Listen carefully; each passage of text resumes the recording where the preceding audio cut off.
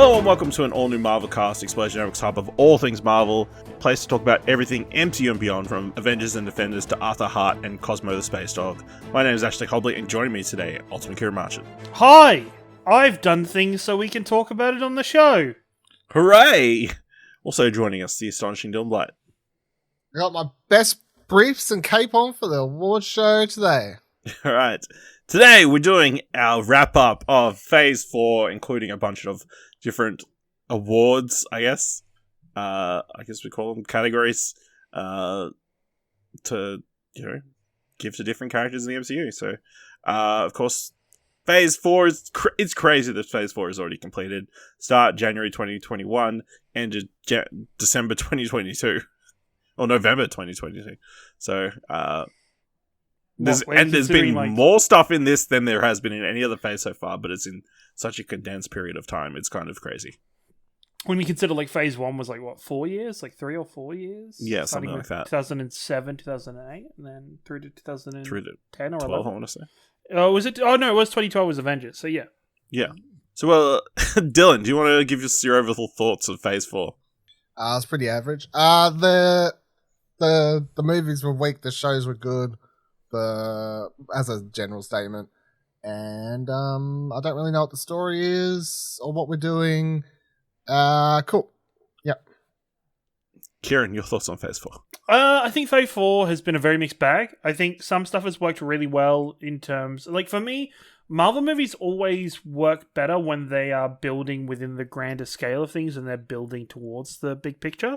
And I think some of this does it really well and other things not so great at it.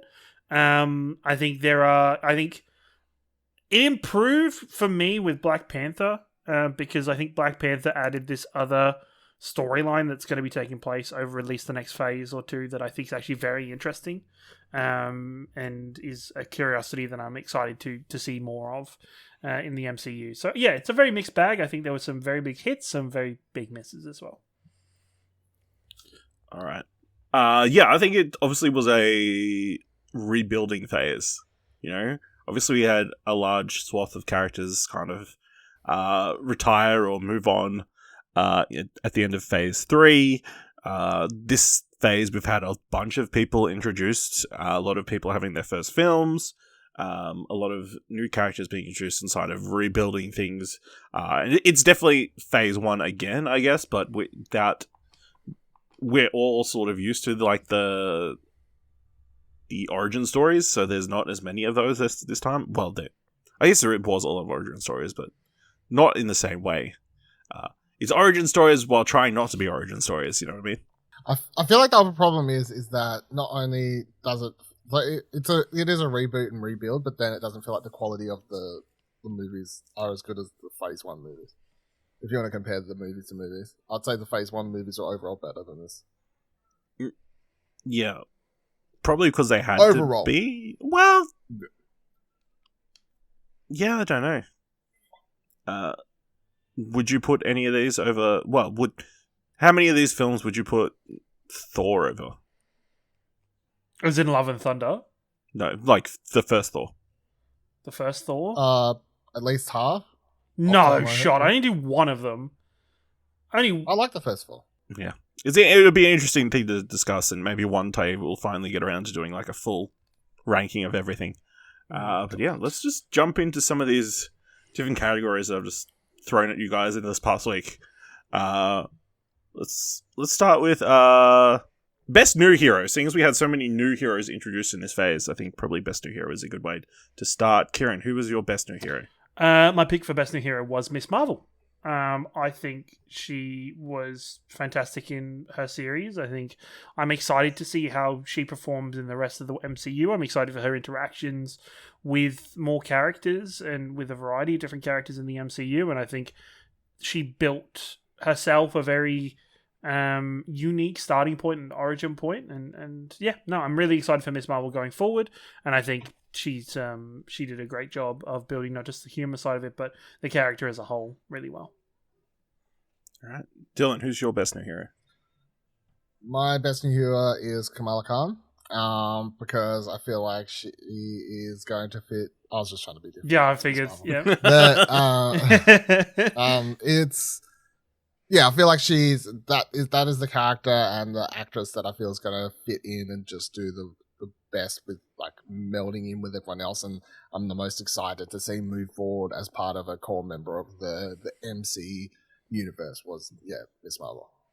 All right. My best new hero is Yelena Belova. Locking in Florence Pugh in the MCU, stroke of genius. Especially like she was coming off like Little Women and Midsummer, but she hadn't peaked by the time. You know, she was still on the up and up. You know, but she kind of blew up even further, obviously on the back of this and like other projects she's been doing. Even just because of the scandals she's been around. But her star has risen dramatically. She's so much fun in Black Widow. Is possibly the highlight of Black Widow.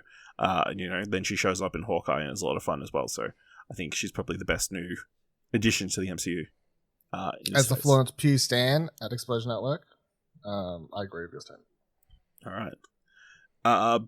Next category, best returning hero. Dylan. Who do I say? Hold on. Where's that? Best returning hero. What the fuck? Oh, Wanda Maximoff. Yeah, that's how I went with. I feel like, I just went, in my head I read it as, like, someone from Phase 3 that's come... Well, someone from before, yeah. Someone before Phase 4 coming into this, so I feel like between WandaVision and then having a big part, obviously, in the Doctor Strange multiverse storyline and stuff, she was probably the best used character from the previous phases that came through to this one. For me, it's Spider-Man. I think he probably had one of the better movies. Completing his trilogy of films. I think, he got a great chance to showcase what he could do. A film filled with emotional moments. And then we kind of ended on a fantastic point where we could it could be the end or it could be the great jumping off point for a whole new direction. Probably the latter because Sony wants to make money. But I picked Spider-Man. Ciaran, what's your pick? I picked Doctor Strange. I think Doctor Strange's role in the Phase 4 as a whole, in terms of not just his part in his movie, but also in Spider-Man No Way Home, and then kind of Doctor Strange has stepped into a really interesting role that it aligns him a lot more with the Doctor Strange from the comic books. It puts him as a more kind of father figure role in general in the MCU. So I'm excited, and I think he did really well throughout this piece, and him becoming a central part of the MCU in many ways is fantastic. All right. Next category, best antagonist. For me, the best antagonist was Wanda Maximoff. I think of all the films where the antagonist was a major threat, it had to be Doctor Strange, where, she was actually killing people. Definitely was a serious threat to not only Doctor Strange, but the entire multiverse. And as, you could understand where she came from, wanting to find her children, obviously not perfectly, but very well executed after the events of WandaVision, taking advantage of the character being built there and kind of a very solid heel turn. Yeah. I think, she was probably the best. Even Sam Raimi's horror direction coming through, like during the scene where she's killing a lot of the heroes, is really good and really kind of enhances that character. All right, Ciaran.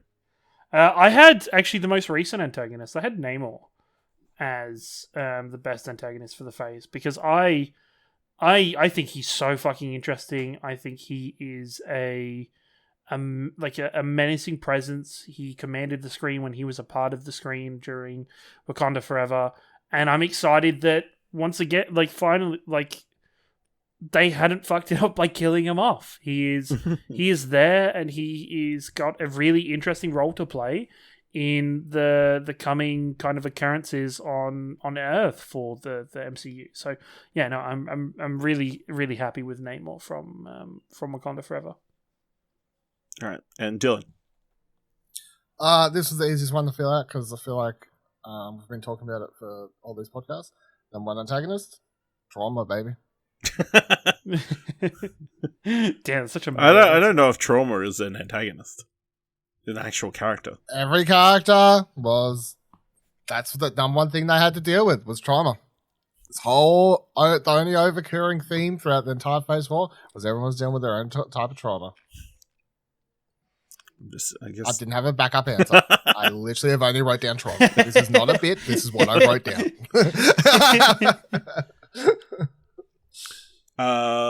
Next category: best soundtrack. Dylan. I believe. Let me just double check. No, yeah, I just went with Shang-Chi and the Legend of the Ten Rings. I feel like that was the closest to my Phase 3 Black Panther soundtrack as I got. Not as good, but had some decent bangers in there, as well as a mix of orchestrated original score stuff. So, yeah, Shang-Chi. Ciaran. I went with Miss Marvel. I think Miss Marvel had a really interesting blend of modern popular music and more cultural, diverse music for the locations that we were in for much of the series. So I enjoyed it, and I feel like we got more because it was across an entire series. Yeah, I also went with Ms. Marvel. I think, the way they were able to utilize music throughout the show, then during the credits, definitely showcases Kamala Khan's culture and that kind of stuff. Even down to the wedding, which I think was a really great moment, a really good. Obviously, the dance sequence was really fun in that. So yeah, I think Ms. Marvel is the pick for me. I think we'll mix things up. I want to go through numbers 18 to 13 on your guys' lists of overall rankings. Let's just break it up. Let's just don't do it all, just rattle off names at the end of the episode. Oh, we're going Can I ask, wild, did you just man. decide this randomly now, or did you have this pre-thought out before the show? I definitely had this pre-thought out mid-episode. If you break things up, Let's cut to a commercial break, Yeah. This week's episode is sponsored by exposure.com. You should go there and read all our news reviews. Are we included podcasts. 13, or is it only up to... Is it 5? Yeah, or up to 13. So the bottom 6. So bottom there's 6? 18 Okay, projects. that's what I'm getting. Yeah. So okay, bottom okay, 6. Okay. Ciaran, do you want to give us your 18 through to 13? Sure. At number 18 is Eternals. At number 17 is Thor, Love and Thunder. At number 16 is Werewolf by Night. Number 15 is I Am Groot. Number 14 is What If. And number 13 is Moon Knight. Interesting. Dylan, what is yours? My number 18 is Eternals. My number 17 is Moon Knight Season 1. Number 16, The Falcon and the Winter Soldier Season 1. Number 15, What If Season 1. Number 14, Thor, Love and Thunder. And number 13, I Am Groot Season 1. Okay. My number 18 is Eternals. Number 17, Moon Knight Season 1. Number 16, Falcon and the Winter Soldier Season 1. Number 15, Black Widow. Number 14, What If. Number 13, I Am Groot. So yeah. Well, we had very similar. There was only 2 different between us, I think. Yeah. I think Yeah. there was largely a lot of the same. Oh, yeah. I was different from you guys, I guess. Yeah. But Yeah. All right. Let's jump back into the categories. Let's run back to the To Okay. Next category: best dressed. Who's the best dressed character? Ciaran.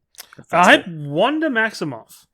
I think Wanda had a number of different looks that all looked great throughout this phase, but also I think Wanda's was the costume I saw this phase that I was like, fuck, that is directly out of the comic books. Like, that is as good as it gets for comic book costume design in the MCU. So yeah, Wanda Maximoff. Dylan. Doctor Strange, my dude had to wear 6 arms. How do you beat that? You can't. Best dressed. My best dressed, Moon Knight. I think both of his looks very impressive, very cool. Somehow made a white suit look cool, which I don't think It was just white Deadpool in the suit. and somehow didn't get all blood over him. Very impressive. I think, yeah. Okay. Next category, Phase Clown is what I've called it. But yes, who was the funniest character of Phase 4? Dylan. And my dear says, now what do you think? Madison. Oh my god. Oh my god. Funniest thing this whole phase. I can't get past it. I'm still laughing about it. I'm fucking obsessed with this character. You did say you wanted a Christmas special. Give me a sitcom. I'm One. all in. Fuck All about medicine. For me, the funniest is She-Hulk. It's probably an easy pick because she was actually in a comedic series. And I thought her show was funny, so of course she's going to be the funniest. So, or the most of funny, I think, is probably maybe the most accurate. But yeah, I think She-Hulk, Jennifer Walters. Ciaran, what's your pick? As someone who hated She-Hulk and thus hated all comedy. I You didn't gonna pick a hate character from She-Hulk like we have, or? No, I had Yelena. Oh, that's a good pick. I thought she was amazing in both Hawkeye and in Black Widow. Like, she was comic gold for... It wasn't really that funny in Black Widow. Like, apart from that one part, it was mostly What, her making fun of... Yeah, that was funny, but I feel like she was a lot more serious in Black Widow. Maybe that's just in retrospect. No, I think... I don't know. I don't No? think... I think she was I feel like she was a lot serious, funnier in Hawkeye. but I think she was funny in both, though. Like, she was... I think... Yeah, she was great in both of them. Alright. Next category, Best Supporting Character. So, these are all the characters who don't necessarily fight and that kind of stuff. That's the way I was looking at it.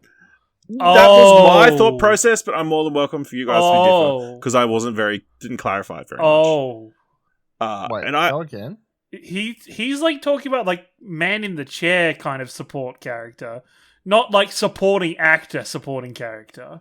Because I read this as That's not fine. a main character. That's fine. That's fine.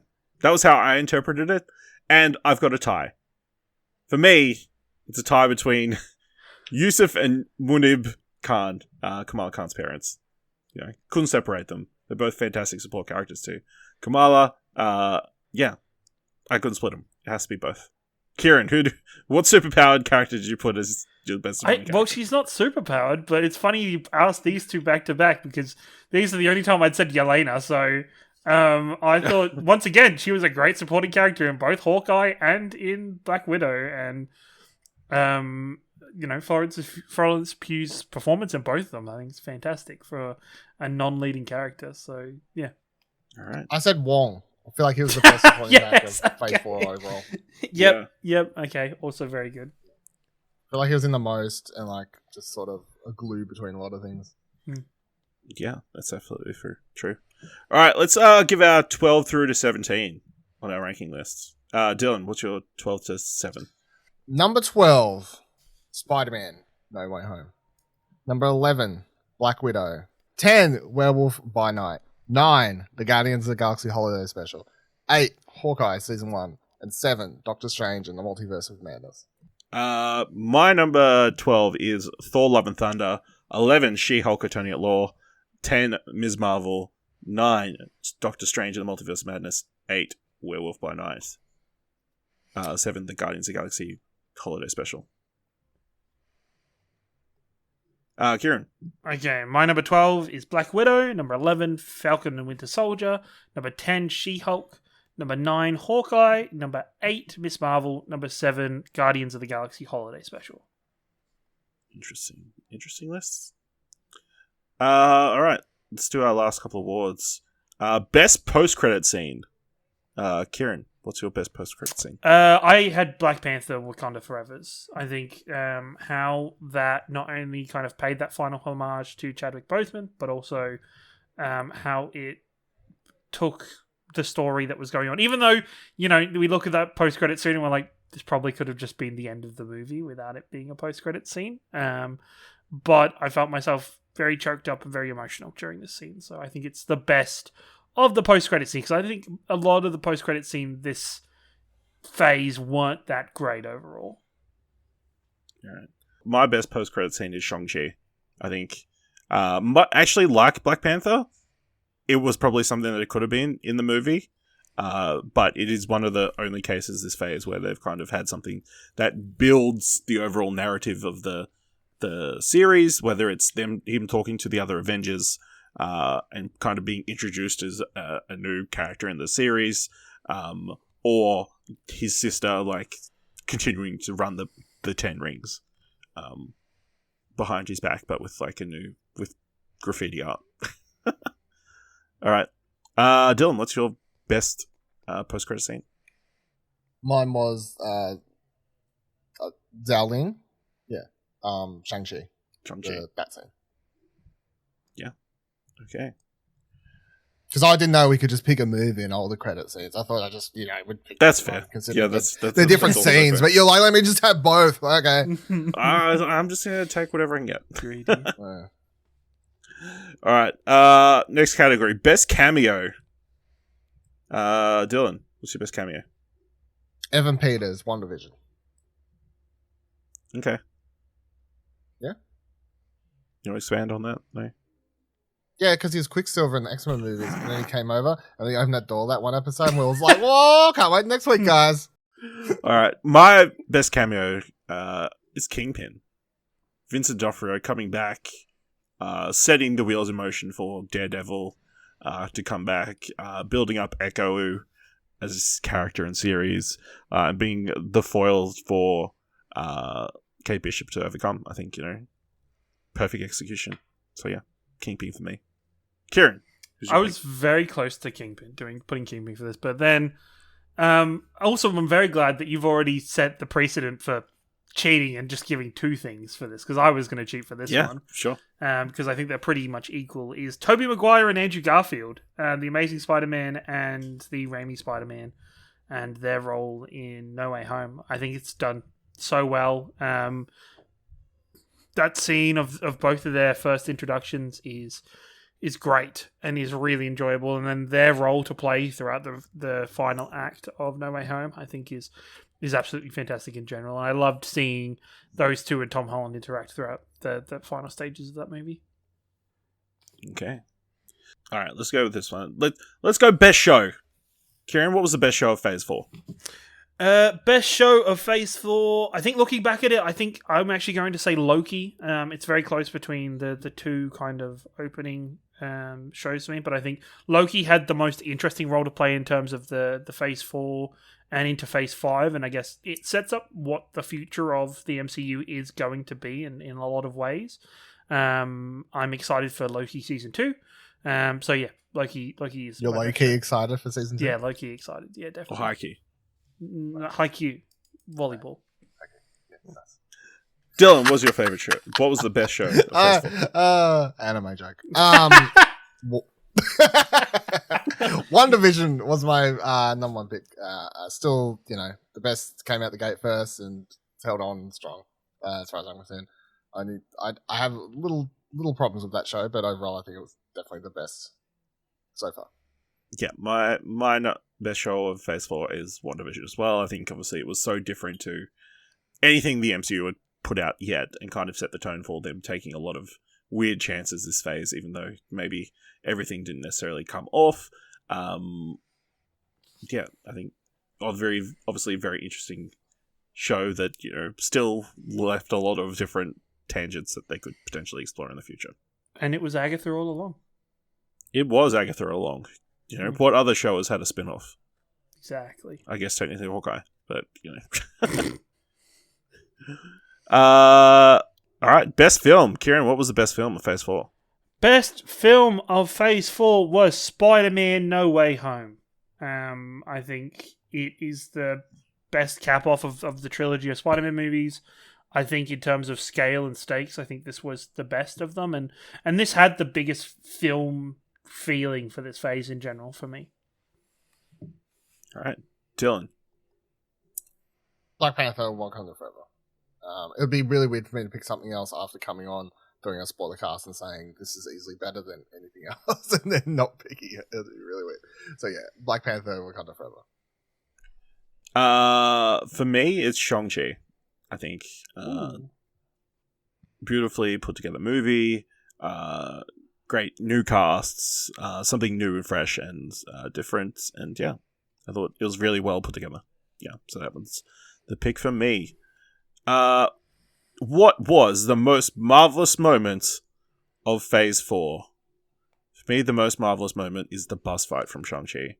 Like, when I think of any, like, action sequence from Phase 4, that's the one that springs to mind. Just because how inventive it was, how funny it was between everything, how, like, it looks so real, and, like, obviously knowing the behind the scenes of how they managed to pull it off.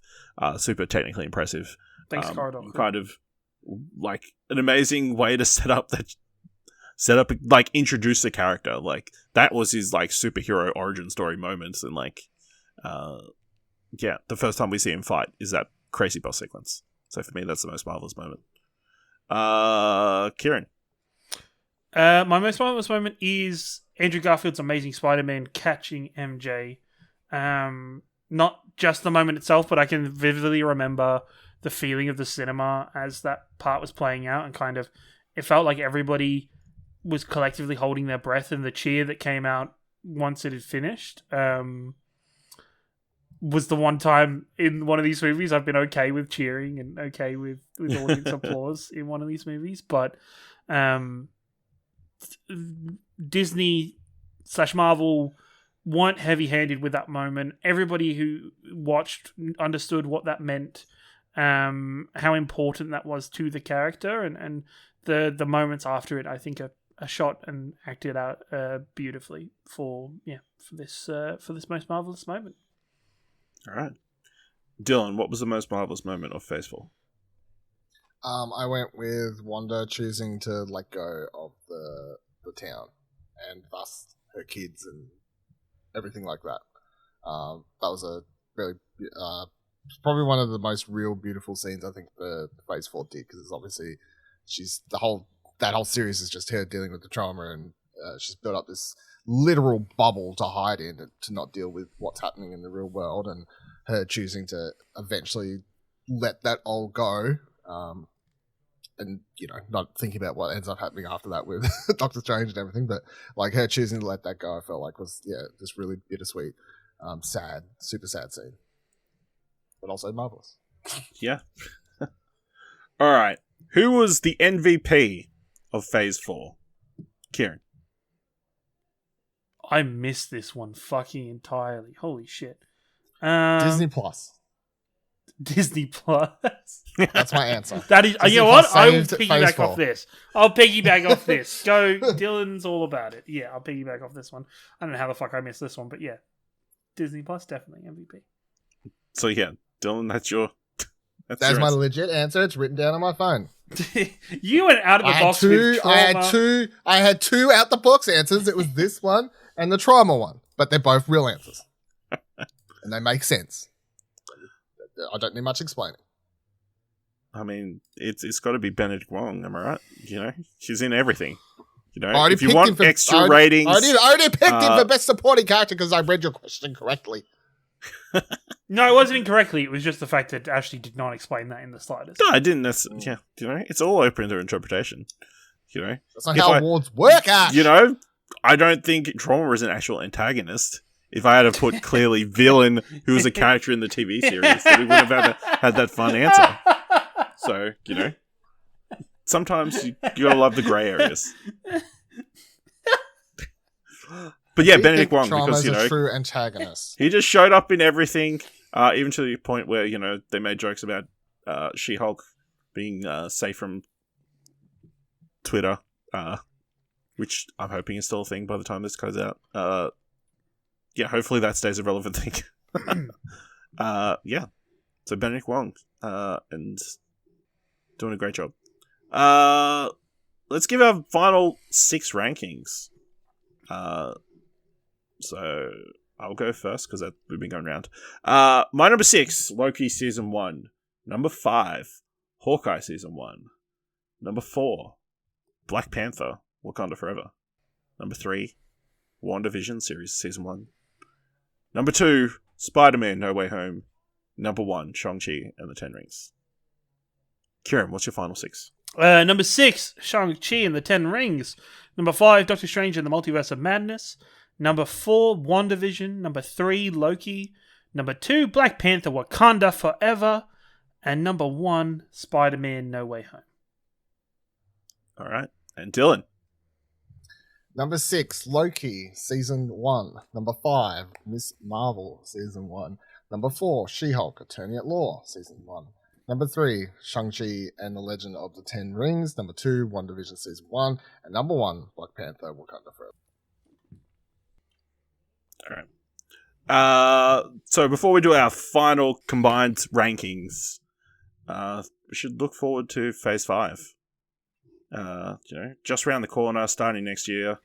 So got 2 categories, plot thread we want to see continued in Phase 5.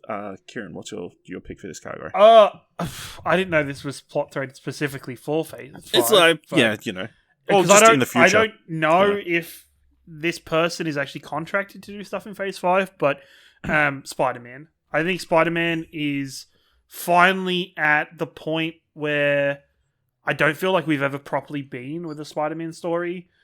Is Spider-Man with kind of rebuilding his life, no connections, finally kind of at, like, he has nothing. He's finally back to, like, not everybody in the world, like, not every superhero knows he's Peter Parker, he's just Spider-Man.